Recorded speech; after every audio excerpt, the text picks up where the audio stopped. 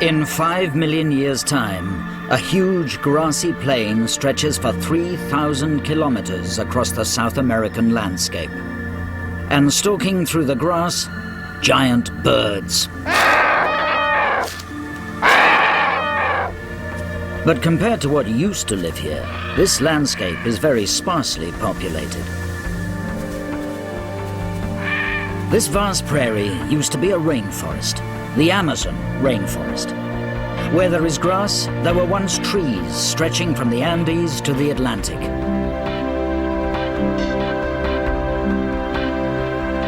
The forests have gone because in 5 million years' time, the Earth has been plunged into another ice age. As the Earth's climate chilled, the ice caps expanded, spreading from the north and south poles into lower latitudes. The climate became colder and drier, and starved of life-giving rain, the Amazon rainforest died out. In the future, only the great river courses support any forest at all. The rest has been replaced by grasslands. Today, the lush Amazon rainforests are teeming with life, one of the richest habitats on the planet.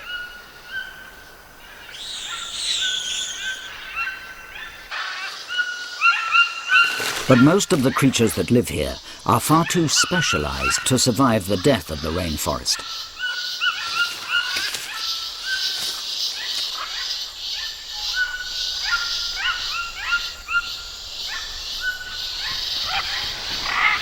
Creatures such as macaws, sloths, and peccaries are all dependent on the complex forest ecosystem, adapted to fit very particular niches. They stand no chance of surviving when the forest is replaced by grassland. And to make matters worse, the change from forest to grassland happened incredibly quickly, only a few thousand years, a mere blink of an eye in the timescale of evolution. This Amazon prairie is very different from the rainforest. But there was a forest monkey adaptable enough to survive the change.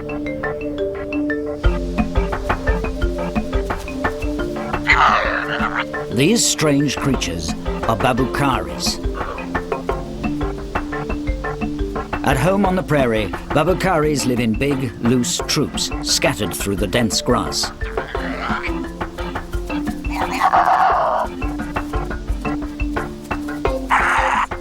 But what kind of present-day Amazonian monkey could adapt to life on the grasslands? In 5 million years, most of the Amazonian rainforest will have disappeared. At the moment, there's a huge variety of monkeys that live in these forests. Some of them, at least, will have evolved into species and now colonize the grasslands. Perhaps something like the wakari. It's an adaptable animal, it lives in the trees, but it's also an omnivore, it spends time on the ground, it's got a highly evolved social system, and you need a social system if you're going to go out onto the grasslands because you need lots of monkeys with you to help protect you from predators. As the trees thinned out, wakaris could adapt their social system to live in bigger and bigger groups.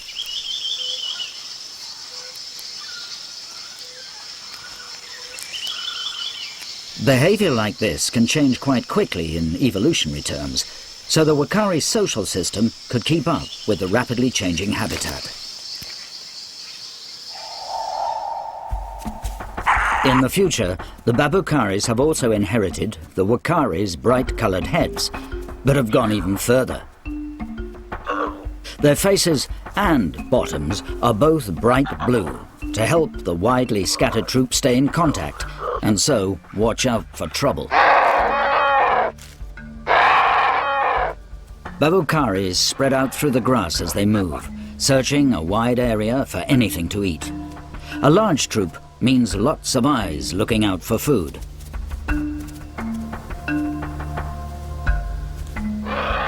But more important, it also means lots of sentries, keeping a lookout for predators like the giant killer birds that stalk through the long grass. Caterpillars.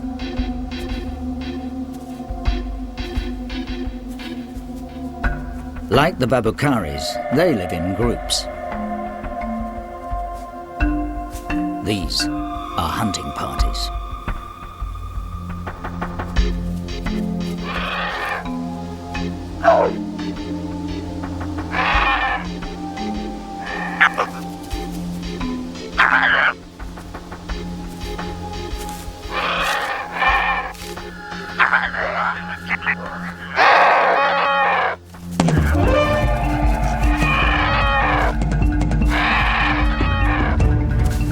Killers are fast, but they don't just run down their victims.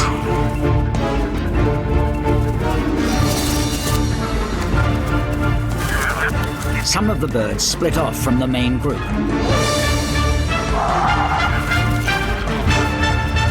The babucaris are heading into an ambush.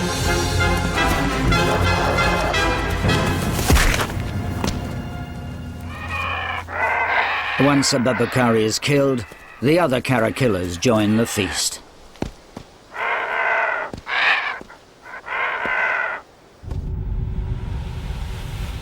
These long-legged monkeys could easily outmaneuver a single caterpillar, so caterpillars have to hunt in groups.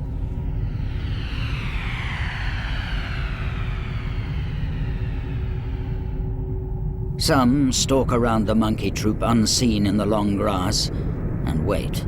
Using their colourful crests as signals to each other, the rest of the pack drive the monkeys into the trap.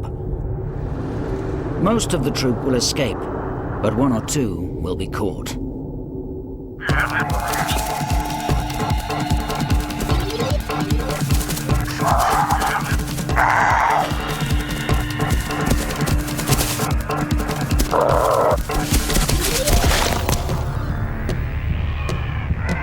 The ancestor of these giant birds is a grassland predator that's around today.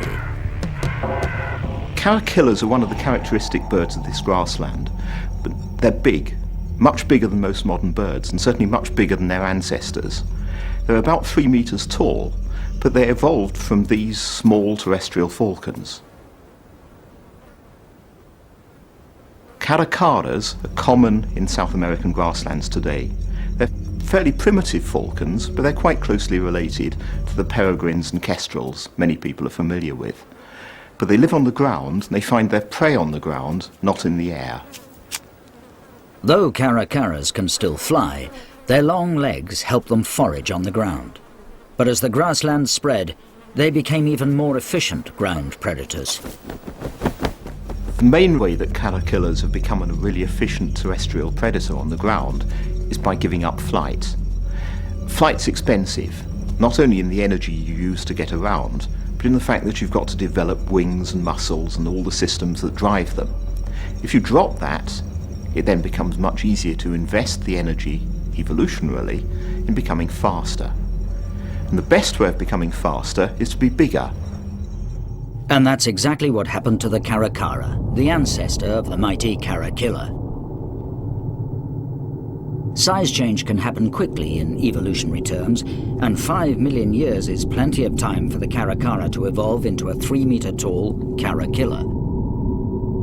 It's also enough time for this bird to evolve some impressive ways of killing its prey. We know that by manipulating the genetics, you can very easily trigger a modern bird to develop a claw. The claw goes right back to their dinosaur ancestors. Same morphology, same position on the wings. This has been re-evolved in the caterpillar. It's developed this large sickle-shaped claw, just like the claws of dinosaurs, and it's using it in exactly the same way. It can catch and grab the prey, and it can disembowel it and tear the prey up before it eats it. Caterpillars are fearsome enough on their own, but in groups, they're lethal. Babacari's social behavior has evolved in response to such predators. But surviving in the grasslands has taken much more than just a change in behavior.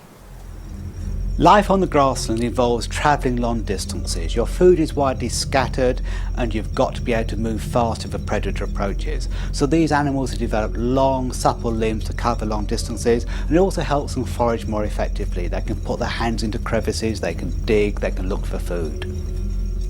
Babucaris have a primate's dexterous hands and a primate's intelligence, and they use both to find food.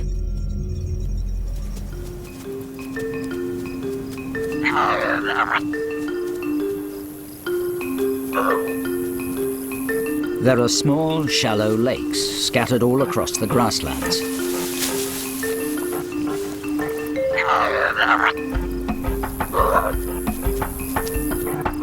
And around the edges of the lakes are strange woven baskets that look almost man-made.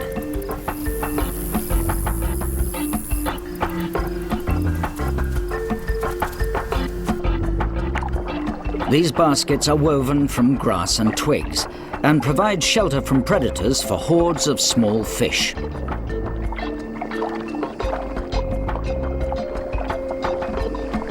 They're fish traps, made by the Babucaris.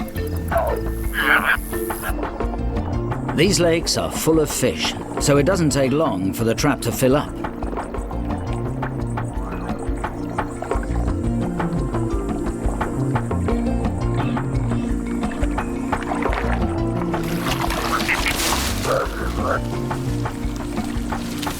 The lakes are a regular stop for the Babucaris as they patrol their territory.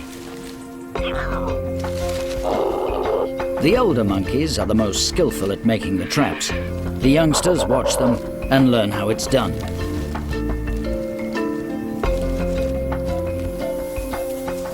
The monkeys need this fish protein to supplement their rather sparse diet from the Amazon prairies.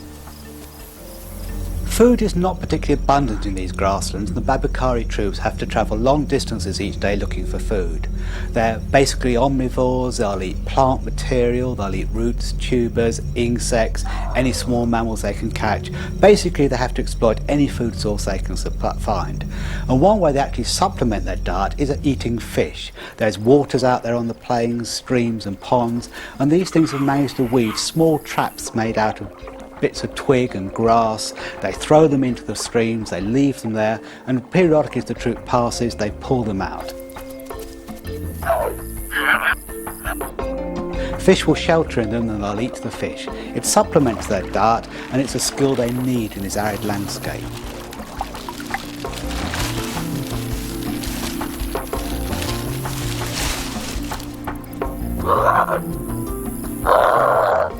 Other primates do much the same.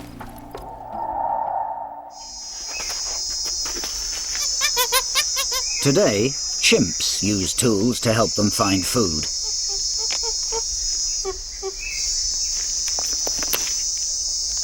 Certain troops have learned to strip down twigs and poke them into termite nests to pull out the juicy insects.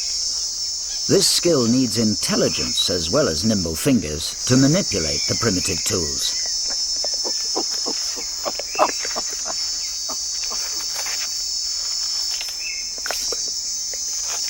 But using tools like this isn't instinctive. Mothers have to teach their infants how it's done.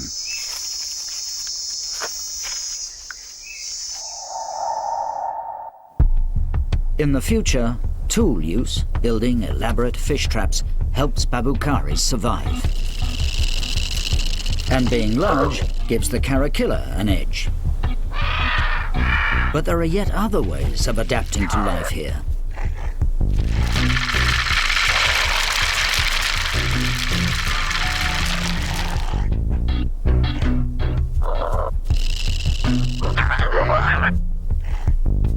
This is a rattleback. Rattlebacks are very territorial. When two rattlebacks meet, they perform a noisy display by rattling large heavy plates on their backs.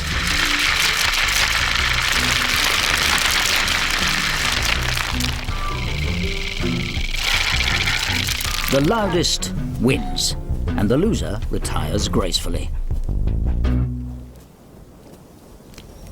The rattleback is a rodent.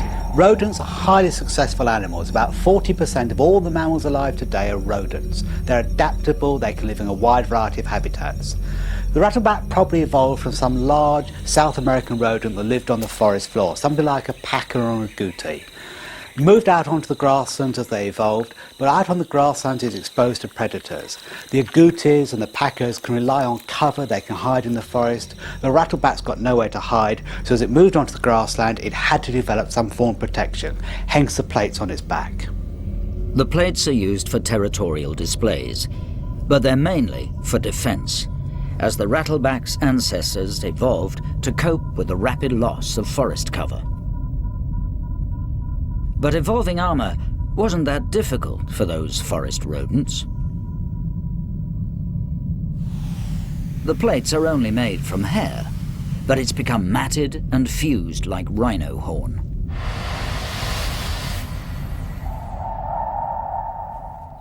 There are creatures today with similar armor to rattlebacks, but they're not rodents. These are pangolins. They look like animated pine cones. And if threatened, curl into a tight ball, making themselves impregnable. In the future, rattlebacks don't just curl up. They have another way to protect themselves. A fringe of long, tough spines along each side of the rattleback stick into the earth as it hunkers down. Muscles at the base of the spines lock them in place. It's almost impossible for anything to dislodge it. They need this extra degree of protection because of what they eat: eggs. But not just any eggs. This is a caterpillar nest, containing a dozen large eggs. Caterpillars breed communally. It's essential for them. If they laid individual nests distributed over a big area, those nests would all be vulnerable to predation. But by nesting in a group, and using a single nest, the animals have got much greater safety. The females lay their eggs in a single nest, each one laying an egg or two in turn. All the eggs are incubated by the male caterpillar, who only leaves his duties briefly to find food. But it's enough time for the rattleback to find the nest.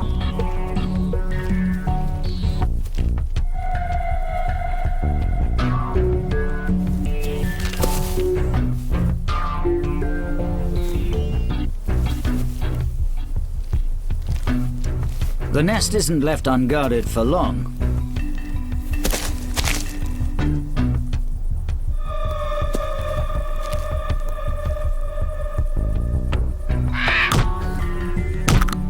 Being caught red-handed doesn't worry a rattleback.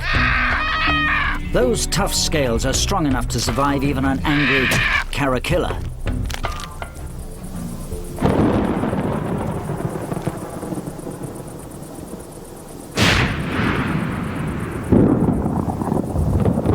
Although the Earth is in the grip of an ice age, the tropical summer is still warm and brings massive thunderstorms.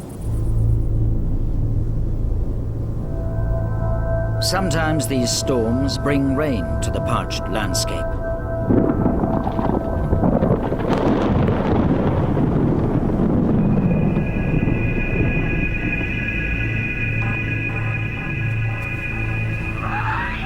But at the end of the summer, the grass is tinder dry.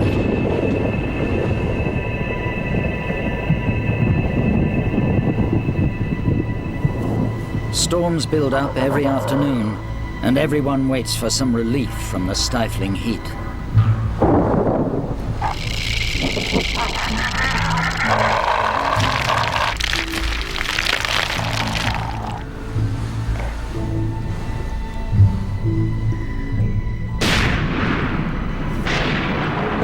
But these storms don't always bring rain.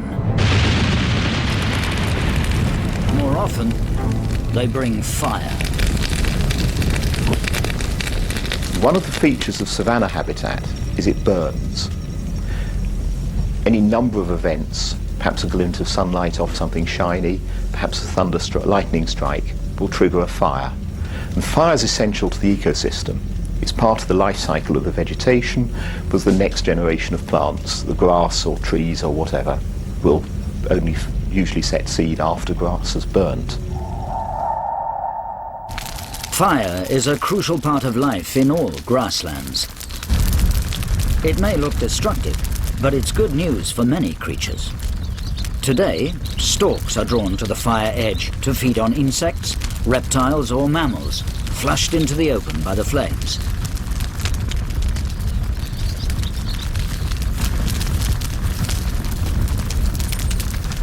But more important, fire turns dead, dry grass into a rich ash.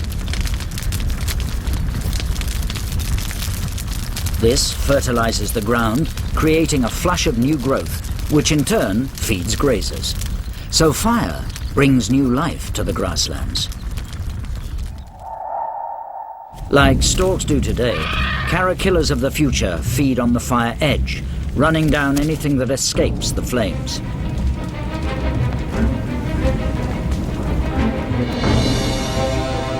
Caterpillars can use their speed to stay one step ahead of the wall of fire.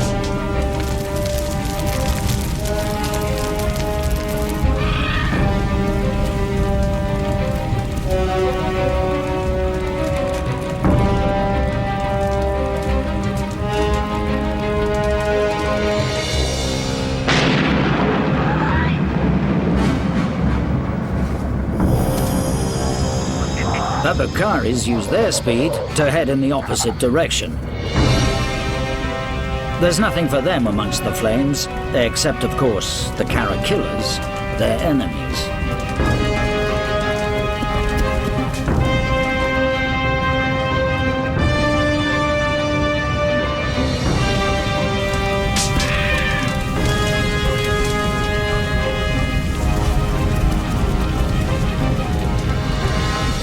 But some creatures can't outrun the fire. The rattleback has no chance of escaping.